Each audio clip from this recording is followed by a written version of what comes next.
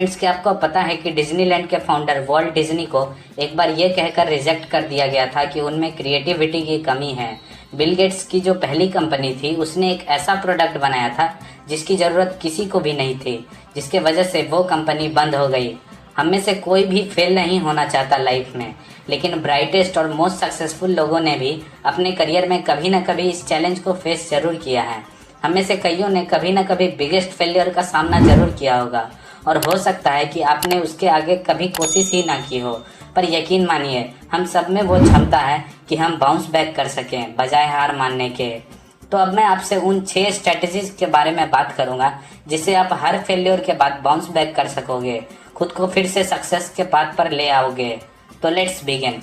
Strategy number 1, accept that failure is a part of life. अपनी गलतियों को ढूंढिए, उसे छिपाने की कोशिश मत कीजिए। याद रखिए, फेलियर अपने आप नहीं आता, कोई ना कोई कारण होता है, इसलिए उस प्रॉब्लम को इग्नोर मत कीजिए, क्योंकि ऐसा करना खुद का और लॉस करना होता है। इतिहास ऐसे लोगों से भरा पड़ा हुआ है जिन्होंने लाइफ में बड़े बड़े फेलियर्स का सामना किया और फिर महान उपलब्धियों और सफलताओं को हासिल किया। जो चीज़ उन्हें औरों से अलग बनाती है वो ये है कि उन्होंने अपने फेलियर को एक्सेप्ट किया और उसे कुछ पॉजिटिव आउटकम में बदला। चाहे स्टीव जॉब्स हो या ओपरा विनफ्रे, सब ने यही किया। वो भी आपकी और हमारी तरह इंसान ही थे।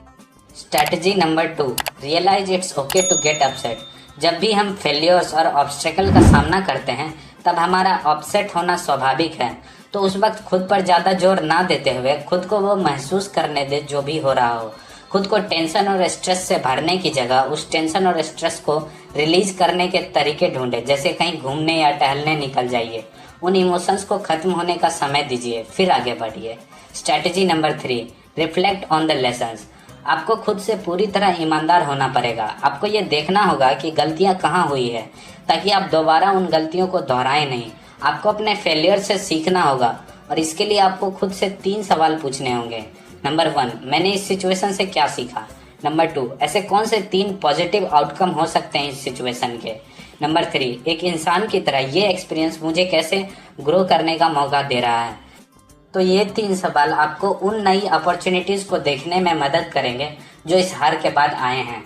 Strategy number 4, own your mistake. आपको किसी को भी ब्लेम नहीं करना है। आपको ईमानदारी से अपनी गलतियों और अपने फेलियर्स की रिस्पॉन्सिबिलिटी लेनी होगी, क्योंकि जब आप ऐसा करोगे तो और लोगों को यही लगेगा कि आप एक ऐसे इंसान हो जो सच्चाई और ईमान में जीते हो, और वो लोग फिर से आपका साथ देने लगेंगे, आप पर फिर से विश्वास करने लगेंगे एक बार फिर से कोशिश करने में। Strategy number 5, redefine what failure means to you. अपने फेलियर्स को रीडिफाइन कीजिए और अपने ऑब्जेक्टिव्स को भी रीडिफाइन कीजिए। इससे आप अपने अंदर नया और एक्साइटिंग फील करेंगे। इससे कोई फर्क नहीं पड़ता कि आप कितनी बार फेल हुए हैं। फेलियर आप तब तक नहीं कहलाएंगे जब तक कि आप खुद हार नहीं मान लेते हैं, इसलिए हार मानने की सोचिएगा भी मत। Strategy number 6, take action and move on.